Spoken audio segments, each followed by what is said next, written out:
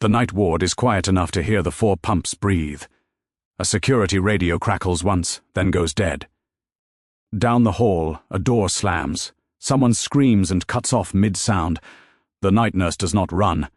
She finishes taping a line, presses the call button twice, and looks up. Doctors rush past her without a word.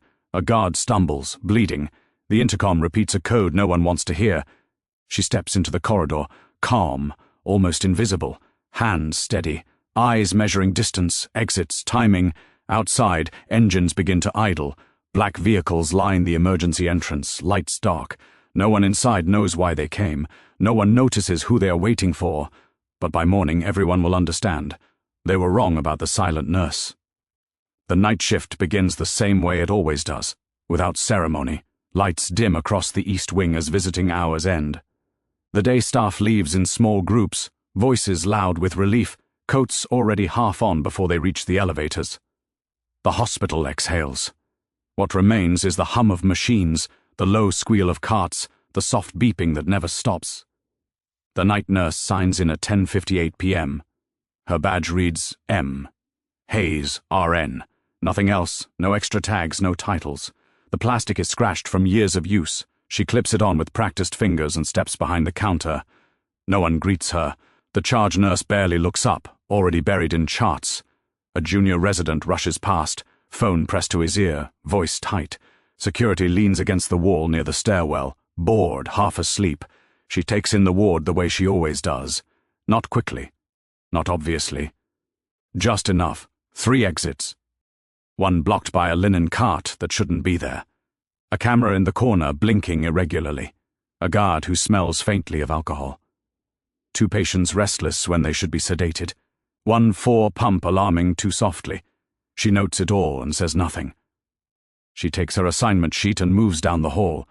The East Wing at night belongs to the forgotten long-term patients, post-op recoveries, 1 ICU overflow room kept open because administration refuses to close beds. The staff is thin, always is. That is why she works nights. Not because she prefers it, because she is allowed to disappear. Room 412 first. Elderly male, congestive heart failure. She checks vitals, adjusts oxygen, retapes a loosening line. Her hands are steady. Always steady. She speaks softly when he wakes, tells him it's still night, that he's safe. He relaxes immediately. Room 415. Young woman. Car accident, internal bruising. The nurse pauses before entering, listening, counting breaths through the door. She enters quietly. The patient's heart rate is elevated. Not enough to trigger alarms, enough to matter. The nurse adjusts medication, smooths the blanket, lowers the lights. She does not rush. She does not hesitate. When she leaves, the monitor shows improvement. Down the hall, a pair of interns whisper near the supply closet. Night nurses don't get real emergencies, one says. Yeah, the other replies. They just babysit machines. The nurse passes them without a glance. She reaches the end of the corridor and stops at the fire door. The alarm light above it is off. It should be on. Maintenance logged the fault 3 weeks ago. She presses the door lightly. It opens a few inches. She closes it again. Quietly. At the desk, the charge nurse finally notices her. "Hey," she says, distracted. "You're covering 418 too. Overflow." The nurse nods. That patient's complicated, the charge nurse adds. "Just follow the chart." The nurse takes the chart. The name is redacted on the front page. Not unusual, but rare. Government insurance, privacy flags, limited access notes. She does not react. Room 418 is at the end of a short side hall, near an emergency exit that opens onto the ambulance bay. The lights here are dimmer, fewer cameras. Inside, the patient sleeps. Male, mid-30s, multiple gunshot wounds, surgical dressings fresh. Monitors stable but fragile. A federal case, the chart suggests. No details. Orders signed by physicians who are not on staff. The nurse checks the door lock. It functions properly. She positions the bed so the patient is not visible from the hallway. Adjusts the monitor volume so it will alert her first, not the corridor. She does not linger. As she leaves, she glances once at the ceiling vent. The grate is loose. She tightens it with 2 fingers. At 11:43 p.m., the first odd thing happens. A security radio squawks near the nurse's station, bursts of static breaking through a voice. The guard taps it, frowns, and clips it back on his belt. Probably dead zone, he mutters. The nurse hears it from halfway down the hall. She slows her pace. At 12:07 a.m., the emergency exit near 418 opens for exactly 3 seconds, then closes. No alarm sounds. She notices the draft as she passes. At 12:15 a.m., a doctor from surgery asks her for help moving a patient. She assists without comment, lifting smoothly, efficiently, without strain. The doctor notices. "You work out?" he asks casually. "No," she says. He shrugs and turns away. By 12:30 a.m., the ward has settled again. The illusion of safety returns. Staff relaxes. Phones come out. Coffee is poured. The nurse stands at the desk, updating charts. Her posture is unremarkable. Shoulders relaxed. Weight evenly distributed. Anyone watching would see nothing but another tired professional riding out the night. But she is listening. The building has a rhythm. Elevators, air handlers, doors. She knows when something is off. At 12:41 a.m., the rhythm changes. It is subtle. A delay in the air system. A pause before the elevator bell. Too much silence between footsteps. She looks up. Down the hall, a man in scrubs walks toward her. She does not recognize him. That is not unusual, except his badge is turned inward and his shoes are wrong. Too sturdy. Soles too thick. They make eye contact. He looks away first. The nurse lowers her gaze and continues typing. He passes without incident. At 12:44 a.m., a different alarm chirps. Once. Then stops. She checks the panel. Nothing flagged. She finishes her note, logs out, and walks toward the supply room. Inside, she checks inventory she does not need. Opens a cabinet. Removes a roll of gauze. Puts it back. She positions the door so it will not latch fully. When she steps back into the hall, the man in scrubs is gone. The nurse heads toward room 418. Halfway there, the lig. HTS, flicker, dot bar, just once, but, bar. She stops. Bar not freezes, not startles, simply stops. Her hand rests lightly against the wall. Her breathing does not change. Bar somewhere below, a vehicle engine idles, then cuts off. Bar outside sound carries strangely at night. She resumes walking. Room 418 is unchanged. The patient sleeps, monitors steady, door secure. She adjusts the chair beside the bed, turning it slightly toward the door.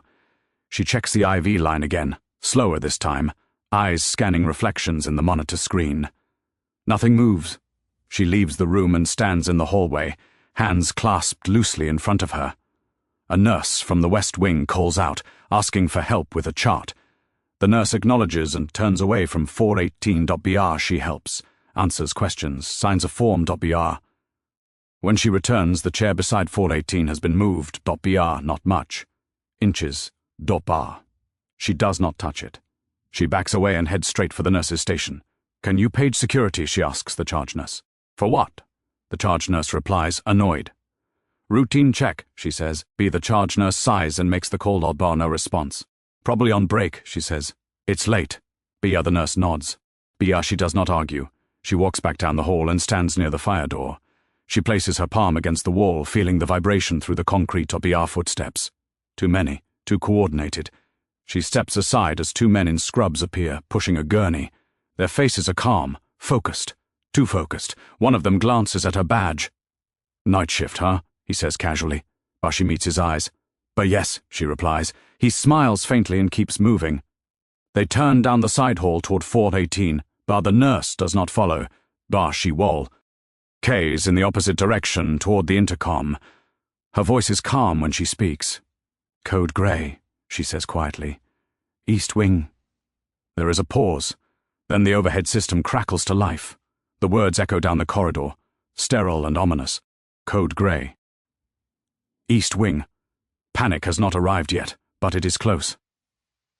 The nurse steps back into the shadows near the stairwell, out of the way, unnoticed as staff begin to react. Doctors look confused. A security guard jogs past her, fumbling with his radio. She watches him go. Her face shows nothing. The quiet shift is over, and no one has realized that the most dangerous person in the hospital tonight is the one they never learned to see. The announcement echoes longer than it should. Code Grey. East Wing, people hesitate. That is always the first response. Not panic, confusion. Nurses glance at each other. Doctors pause mid-step, trying to remember protocol. Security slows, unsure whether this is real or another false alarm triggered by equipment or stress. The nurse remains where she is. She watches the delay with quiet calculation. A Code Grey means a combative person, possibly armed, possibly contained. It does not yet mean lockdown. That will come later, when someone higher decides it is serious enough. That gap matters. The first security guard reaches the East Wing stairwell, breathing hard. His radio hisses uselessly. He taps it again, frustrated. "Dispatch," he says. "East Wing, Code Grey." Nothing answers him. The nurse notices the way his hand shakes. Notices that he stands in the open, framed by the corridor, backlit by ceiling lights. She steps forward just enough to be seen. "Sir," she says quietly. He turns. "Here's another stairwell," she continues, nodding past him. "Maintenance access. Less traffic." He hesitates, then nods, grateful for direction he thinks is his own idea. He moves off, out of sight. She does not follow. At the nurse's station, the charge nurse is on the phone now, voice raised. "Administration, risk management." Someone important, judging by the way her shoulders tense. "We have a situation," she says. "No, I don't know yet." Security is responding. The nurse watches the hallway behind her reflected in a dark computer screen. Movement. Shadows that do not belong to staff who know where they are going. Two orderlies push a cart past the intersection and disappear. Too fast, no chatter, no clipped jokes. Their steps are synchronized. She feels it again, that change in rhythm. The hospital's breathing is off. She moves, not toward the threat, away from it. She heads to the utility closet near the ICU overflow. Inside, she checks the breaker panel. The seal is intact. Good. She opens it anyway, just long enough to confirm which circuits control which corridors. She closes it and leaves no sign she was there. At 12:56 a.m., a crash sounds from the far end of the wing. Metal against tile. A cry of pain. Panic arrives late, but it arrives all at once. A nurse screams. A patient alarm begins to wail. Footsteps scatter in all directions. The charge nurse shouts orders that overlap and contradict each other. The nurse does not raise her voice. She moves room to room, closing doors, locking those that will lock, repositioning patients who cannot move themselves farther from the corridor. She does it quickly, efficiently, without drama. In one room, a man grips her wrist. "What's happening?" he demands, fear raw in his voice. She meets his eyes. "Stay here," she says. "Do not open the door unless I come back." Her tone is not comforting. It is certain. He lets go. Down the hall, a security guard rounds the corner and nearly collides with her. "They've got something," he pants. "I don't know what. They're not talking." "Where?" she asks. "Near the—" he gestures vaguely. "The side hall." She nods once. "Pull back," she tells him. "Get medical staff out of sight." He looks at her, surprised. Then another crash sounds, closer this time. A door forced open. A shout, sharp and commanding, not panicked. The guard swallows and does as she says. She continues forward alone, not openly, not charging. She blends into the movement of the ward, becoming part of the confusion rather than standing apart from it. She passes a doctor crouched beside a patient gurney, shaking. "Doctor," she says softly. "Come with me." He hesitates, then follows without thinking. She leads him into a medication room and closes the door behind them. Locks it, turns off the light. "Stay here," she says. "If anyone knocks, do not answer." "What about you?" he asks. "I'll be back," she replies. She leaves him there, breathing hard in the dark. At the intersection near room 418, she stops again. The hallway smells different now. Oil, metal, something sharp. She hears voices, low, controlled, not shouting, not chaotic, professionals. Her eyes flick to the ceiling vent she tightened earlier. It is loose again. She steps back, positioning herself behind a crash cart. From here she can see reflections in the glass of a framed poster at the end of the hall. 3 men. Scrubs. One his hand inside his jacket. One watching the corners. One moving ahead, checking doors. They are close to 418. Her pulse remains steady. She reaches into the pocket of her scrubs and removes a small penlight. Clicks it on once. Off again. The signal is meaningless to anyone watching, but it is not for them. She turns and walks quickly toward the nurse's station. "Lock it down," she says to the charge nurse as she passes. Now, the charge nurse opens her mouth to argue. Before she can, the lights in the east wing go out. Not all of them, just enough. Emergency strips glow dim red along the floor. Alarms escalate. The overhead system begins to repeat new codes, layered and urgent. Someone screams again, closer than before. Outside, far beyond the walls, engines start, multiple this time, heavy, disciplined, arriving together. The nurse stops near the stairwell and listens. She knows that sound. The threat has not fully shown itself, yet, but the window for quiet control is closing, and soon someone will force her hand. The east wing does not fall into chaos all at once. It fractures. The emergency lights cast long red shadows across the floor, turning familiar corridors into something narrow and hostile. Alarms overlap, voices rise, orders come from too many mouths at the same time. The nurse stands still long enough to let the noise pass through her. Then she moves. The men in scrubs advance with purpose now. No more pretending. One grips a compact weapon low against his thigh, hidden by his body. Another scans doors, counting rooms. The third speaks into a throat mic, voice too quiet to hear, cadence too calm for a hospital emergency. They are close to room 418. A sec. Security guard rounds the corner ahead of them, baton raised, fear visible in his posture. He shouts something, authority without control. The man in front does not slow down. There is a brief struggle, sharp, efficient. The baton hits the floor. The guard slams into the wall, gasping, sliding down until he sits stunned and bleeding. The attackers do not look back.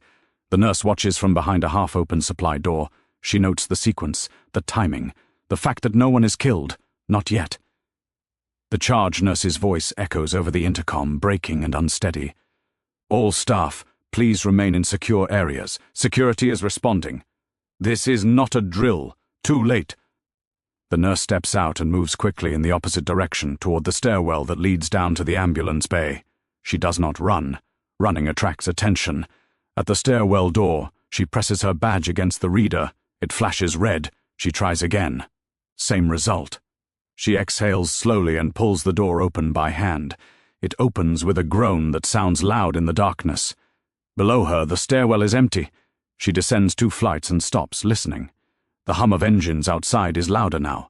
Not sirens, not chaos. Controlled arrival.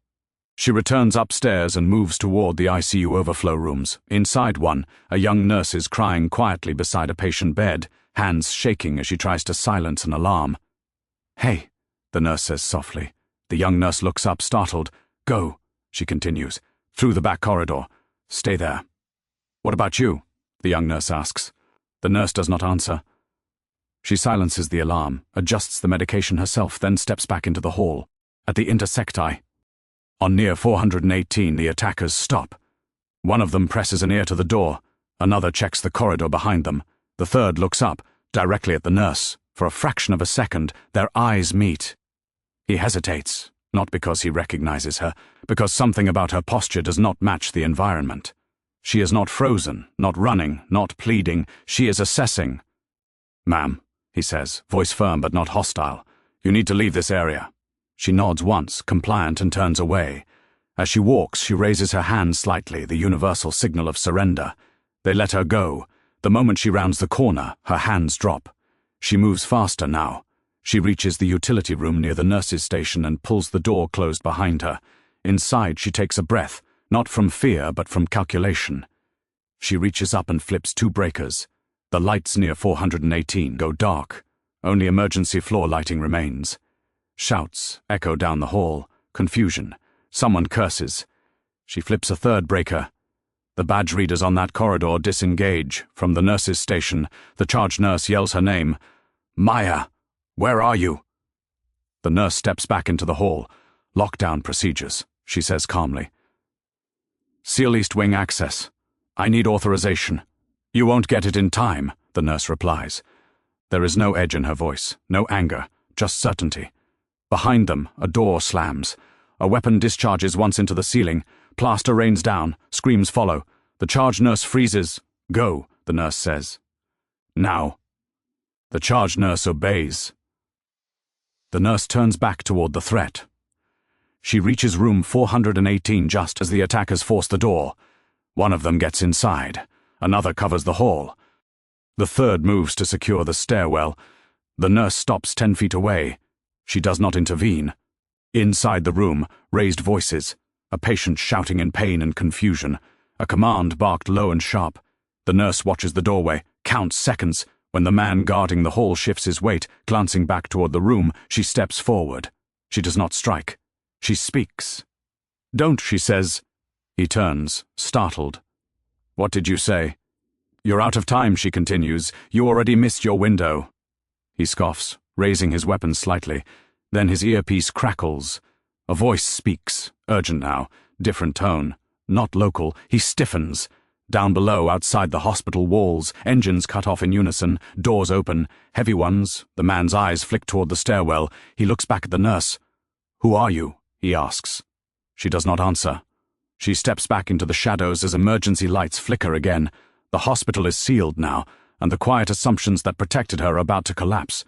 The first shot does not hit anyone. It punches into the ceiling above room 418, showering dust and fragments of tile across the corridor. The sound is deafening in the confined space, sharper than any alarm. People scream. Somewhere down the hall, glass shatters. The nurse does not flinch. She stands just beyond the spill of debris, half hidden by a support column, eyes fixed on the doorway. The man guarding the hall tightens his grip on the weapon, adrenaline breaking through his control. "Back!" he shouts. "Get back!" She raises her hands again, slowly, palms open. "Calm. I'm moving," she says. "Just don't shoot again." Her voice cuts through the noise because it does not compete with it. Inside the room, the patient is yelling now. Confused, in pain, words tumbling over each other. The man inside tries to restrain him, but hospital beds are not designed for combat. The second attacker leans into the doorway. "Finish it," he snaps. "No," the first replies. "We take him alive." The nurse hears the argument, notes it. Alive means leverage. Alive means time. She shifts her weight, just enough to be visible again. "You're hurting him," she says quietly. The man guarding the hall glances at her without turning his head. "Stay out of this. If he codes, you lose him," she replies. "He's already unstable. It is a risk to speak, she knows that. But silence now would be negligence, and negligence would cost lives." The man hesitates. Inside the room, the patient's monitor spikes. The alarm begins to scream, shrill and insistent. The second attacker swears, "Shut that off." "I can't," the first says. "I can," the nurse says. She takes one step forward. The weapon snaps toward her chest. "Don't," the man warns. She stops instantly. "If he arrests," she continues, voice level, "you'll have a dead asset and a sealed building full of witnesses. Let me stabilize him." There is a long pause, too long. Then the man lowers the weapon slightly. 5 minutes, he says. "You try anything." "I won't," she replies. Not because she promises, because she knows her limits. She enters the room slowly, deliberately. The air inside is thick with sweat and fear. The patient thrashes weakly, blood seeping through the dressings. One attacker pins his shoulder, the other grips his wrist, pulse racing beneath his fingers. The nurse moves to the monitor. Her hands are steady as she silences the alarm, adjusts medication, checks vitals. She does not rush. Rushing would draw attention. Rushing would look wrong. She leans close to the patient. "Listen to me," she says softly. "You need to stay still." His eyes lock onto hers. Something in her voice reaches him. His breathing slows just enough. Behind her, the attackers watch every movement. She feels the weight of their attention like pressure against her back. She administers a stabilizer. Minimal dose, enough to calm, not enough to sedate fully. The patient groans, then goes still. "Better," she says, "but he needs monitoring." "We're leaving," one of them says. "Not yet," she replies. "Not like this. That earns her a shove." She stumbles into the bed frame, pain flashing through her side. She absorbs it without sound. "You don't give orders," the man growls. She straightens slowly. "No," she agrees. "I give outcomes." Outside the room, boots thunder in the stairwell. Heavy, measured. Not security. The men freeze. The sound stops just short of the landing. Silence follows. The man at the door raises a hand, signaling his partner. They listen. Count. Wait. The nurse steps back toward the corner of the room, out of their immediate line of sight. Her ribs ache where she was shoved. She ignores it. The patient stirs again, murmuring incoherently. The nurse places a hand on his shoulder, grounding him. "It's okay," she whispers. "Stay with me." Outside, a voice carries through the corridor. Calm, authoritative, amplified slightly, as if through a portable speaker. "This facility is under federal control. Lay down your weapons." The attackers exchange looks. The nurse keeps her eyes on the patient. She knows what comes next will not be clean, and she knows she will not walk away untouched. The voice outside does not repeat itself. It doesn't need to. Silence stretches, thick and heavy, filling the room like a held breath. The attackers do not move. Neither does the nurse. Only the monitors continue their steady rhythm, indifferent to the tension wrapped around them. The man at the door lowers his weapon a fraction, just enough to show uncertainty. Not surrender, calculation. "They're bluffing," the second man says quietly. "No," the first replies. "They don't bluff like that." The nurse keeps her focus on the patient, adjusting the foredrip with deliberate care. She does not look toward the door. She does not look toward the men. Her presence remains what it has always been, functional, unthreatening, invisible. Outside, footsteps move again, slow, controlled. Multiple sets, spaced evenly. Not rushing, not searching, taking positions. The nurse hears it all. She reaches into the supply drawer and retrieves gauze, presses it gently against the patient's wound where fresh blood has seeped through. "You're going to feel pressure," she murmurs. The patient groans but does not resist. Behind her, one of the attackers shifts. His boot scuffs the tile. "Time," he says. "We move now. If you move him like that..." The nurse replies without turning. He bleeds out in the hallway. He pauses. "You sure about that?" "Yes." Her certainty is quiet, not confrontational. It leaves no space for argument. The first man swears under his breath. He speaks into his throat mic again, low and urgent. Whatever response he receives tightens his jaw. Outside the room, the voice earns. "This is your final warning." The nurse finishes securing the dressing and steps back. "He'll survive transport," she says, "but not a fight." She meets their eyes now, briefly, just long enough. The men see something they did not expect. Not fear, not defiance, assessment. The door to the stairwell slams open down the hall. A command is shouted, not loud, not angry, precise. The nurse steps away from the bed and positions herself between the patient and the door, not protectively, but strategically. Her body blocks the direct line of fire without announcing itself as a shield. A shot rings out in the corridor, not aimed at the room. A warning. The attackers flinch. "Enough," the first man snaps. He looks at the nurse again. "You, out. Now." She does not move immediately. "Count to 3, she says. Then we all step back. "You're in no position." "1, she begins. Her voice does not rise. Outside, something heavy hits the floor. A weapon dropped. The men exchange one last look. 2, a radio crackles. A voice says something neither of them want to hear. 3, they step back. So does she. The space between them widens. The tension does not break, but it shifts. In that moment, the nurse reaches to the wall panel and presses a single button. The doors to the side hall slide shut with a hydraulic hiss, sealing the corridor between the room and the stairwell. The attackers whirl toward the sound. "What did you do?" one demands. She does not answer. Outside, boots move closer. The sound fills the hallway now, unavoidable. The nurse moves to the patient's head, steadying him as voices rise beyond the sealed doors. Orders, compliance, the clatter of restraints, the A. Tataka's shoulders sag, defeat settling in. Minutes later, the doors open again, not with force, with authority. Men in dark jackets step into the room, weapons lowered but ready. Their eyes sweep the space, cataloguing everything in seconds. One of them nods toward the patient. "Secure," he says. Another looks at the nurse, not with suspicion, with recognition. Just a flicker. Gone as quickly as it appeared. "Ma'am," he says respectfully. "We'll take it from here." She steps back without comment. As they move past her, one of them murmurs, so low only she can hear it. "Good containment." She gives no response. When the room empties, she straightens the bed sheets, wipes blood from the rail and checks the patient's vitals one last time.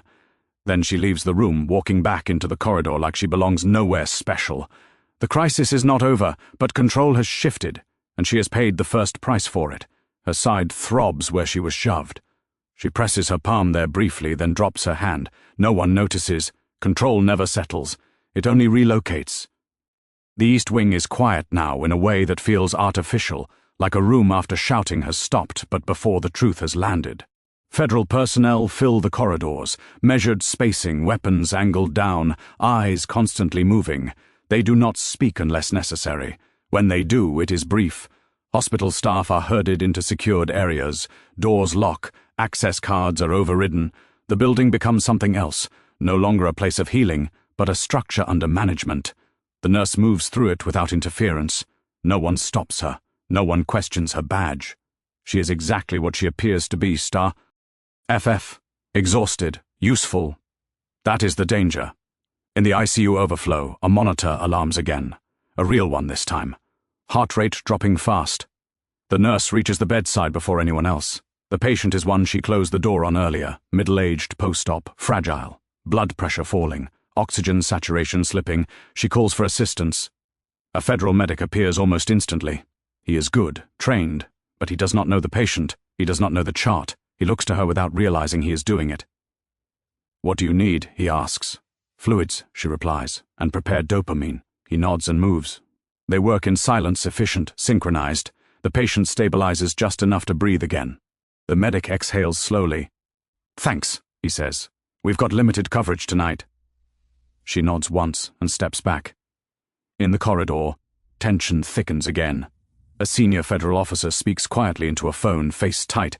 Whatever he hears is not good. He looks toward the East Wing doors, then back to his team.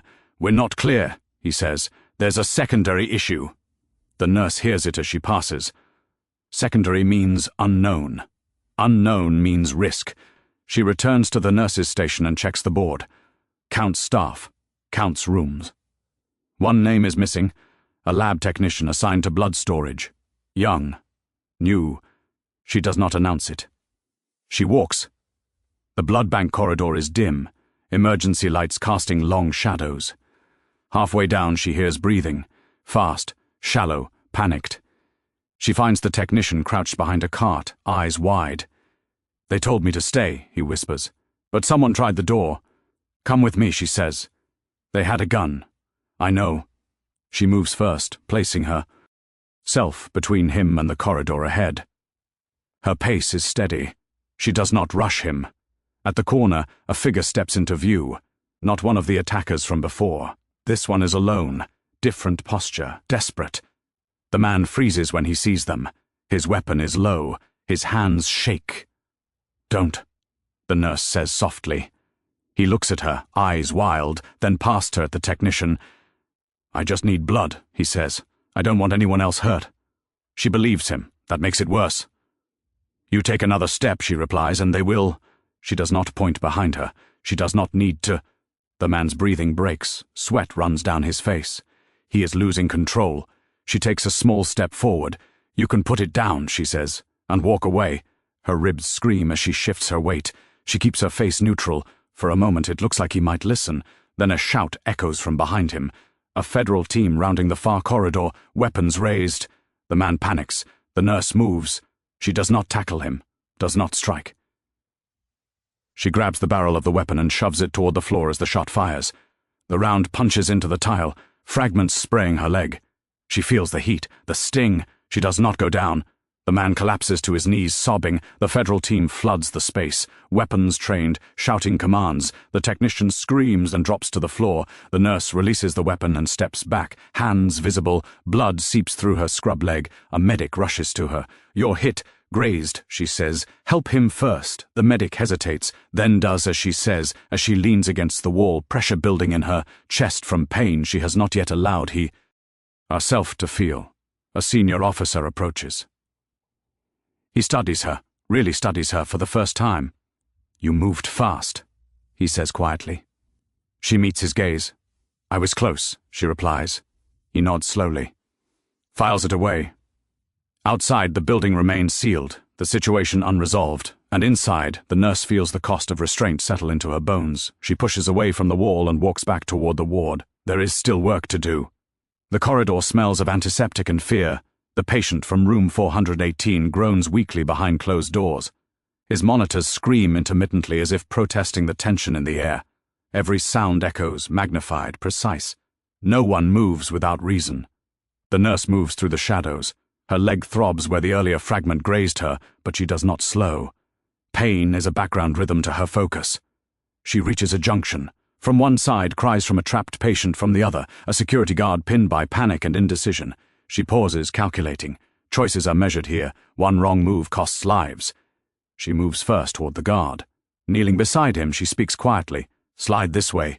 Use the counter as cover. Step lightly. He hesitates, glances at her, and obeys. In another part of the wing, a makeshift barricade fails. The attackers push forward again. She hears it, the scuffle, boots pounding. Someone screams, her hands tighten around a fresh bandage, not as a weapon, but as preparation. When she steps toward the confrontation, she does not raise her voice. She does not make herself bigger. She makes the space around her smaller, controlled. A patient cries out, 4 lines tangling. She moves between them, untangling, redire. Seating. Each action is small but precise, each step calculated. One attacker lunges for the patient. She intercepts without aggression, just placement. He stumbles, unsure. She does not strike. She lets him find his own balance. The act itself costs her. Her leg bleeds through her scrub again. She does not pause. Adrenaline masks pain, but fatigue presses at her lungs. In the hallway outside, a doctor watches her for the first time. His eyes widen, comprehension dawning. But she does not acknowledge him. Recognition is not hers to take. She hears the attackers regrouping, talking softly. Orders low, urgent, coordinated. She listens, notes patterns, predicts their path. Every movement she makes directs risk away from innocence. A shout from the East Wing. The patient in room 415 codes. The nurse does not hesitate.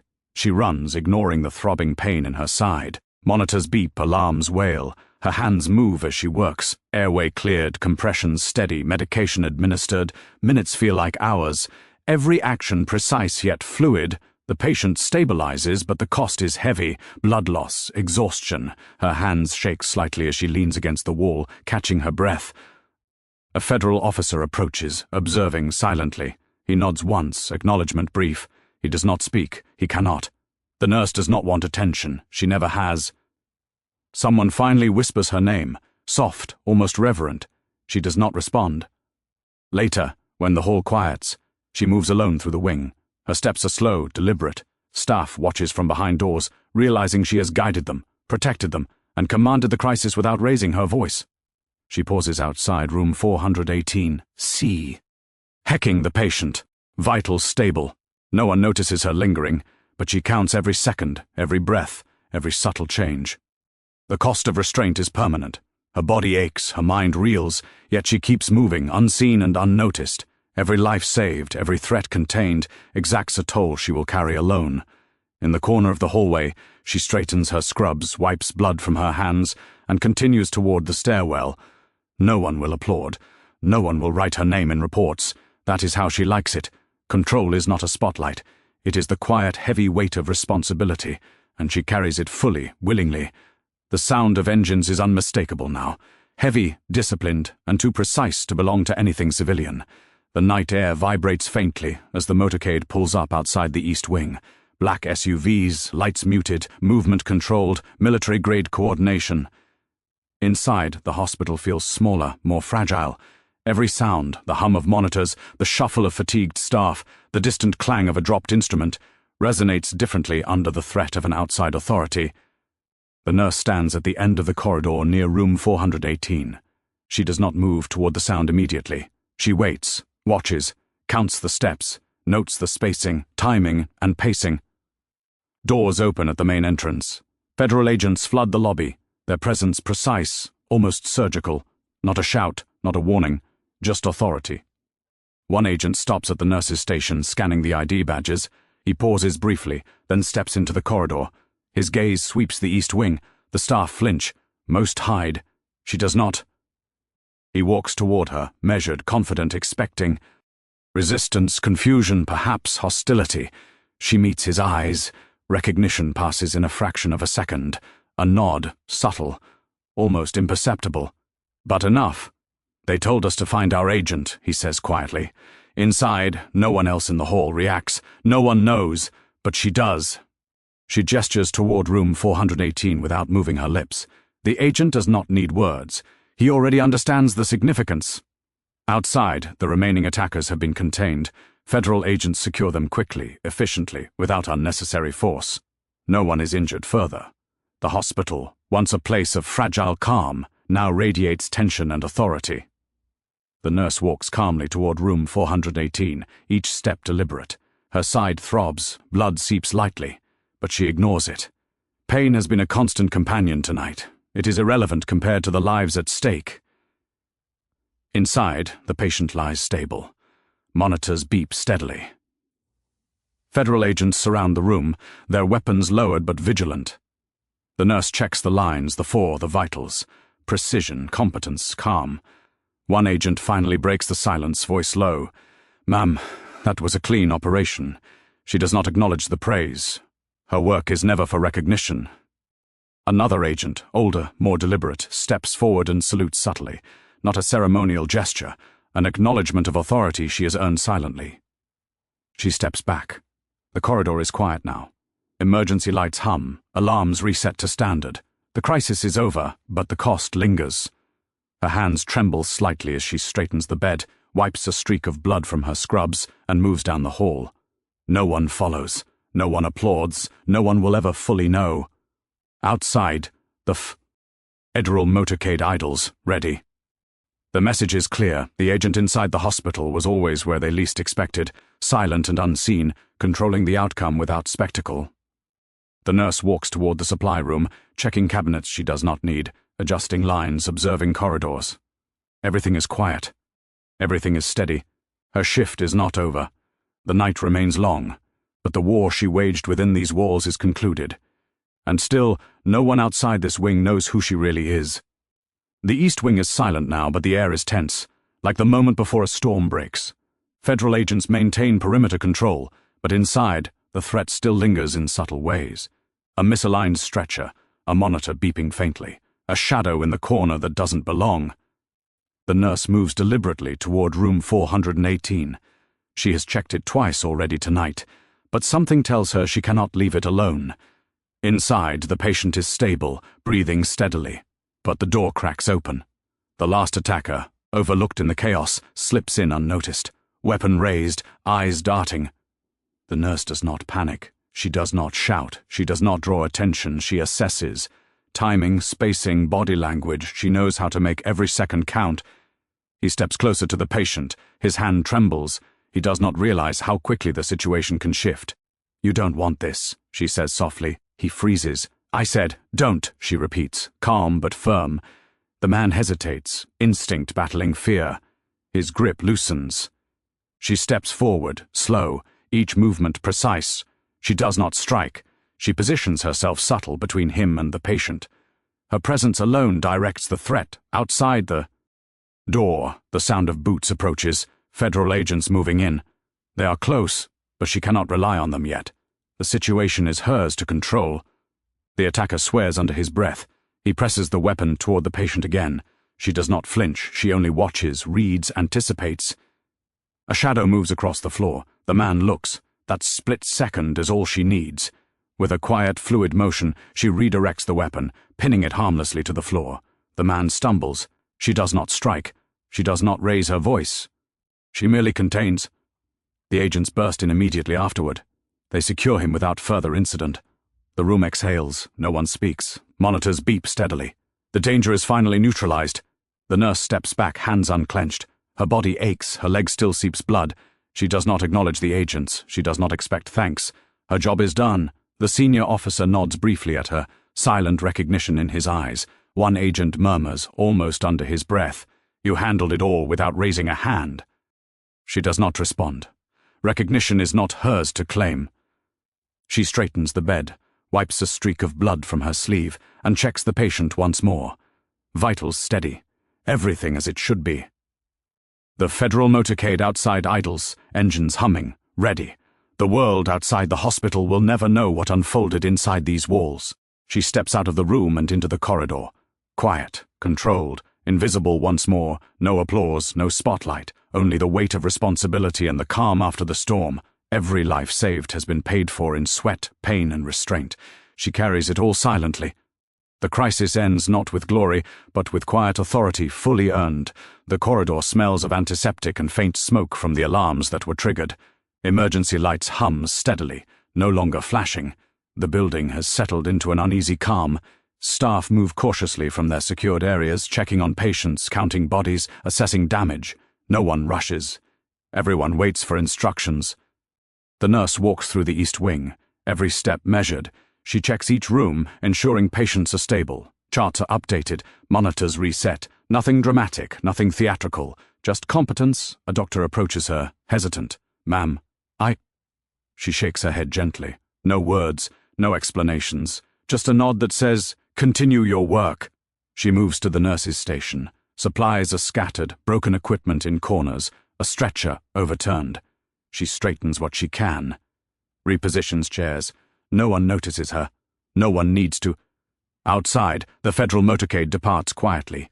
Engines fade into the distance, the presence that once held the hospital in shadow. W leaves, but the lesson lingers. The attackers are secured, transported, catalogued, their threat neutralized. Yet the memory of their intrusion lingers in the walls, in the air, in the exhausted faces of staff. The nurse pauses near a window. Night has deepened. Streetlights cast long reflections across the corridor floor. She closes her eyes briefly, letting the quiet wrap around her. Pain throbs in her side. Blood seeps lightly. Fatigue weighs down her limbs, but she does not collapse, not yet. Her shift continues. She moves to check another patient, a faint hum of monitors filling the silence. Every action is deliberate, every decision measured. No one outside these walls will know what she endured tonight. Not the agency, not the hospital administration, not the staff who watched her command the crisis in quiet, unassuming authority. Recognition is absent, spotlight denied, praise unnecessary. The weight she carries is her own. She straightens her scrubs, adjusts her ID badge, picks up her clipboard, moves down the hall, calm, heavy, present. The hospital breathes again. Life continues, and she walks through it silently, the unseen sentinel who kept it all from collapsing. The night is quiet. The storm has passed, but her vigilance remains.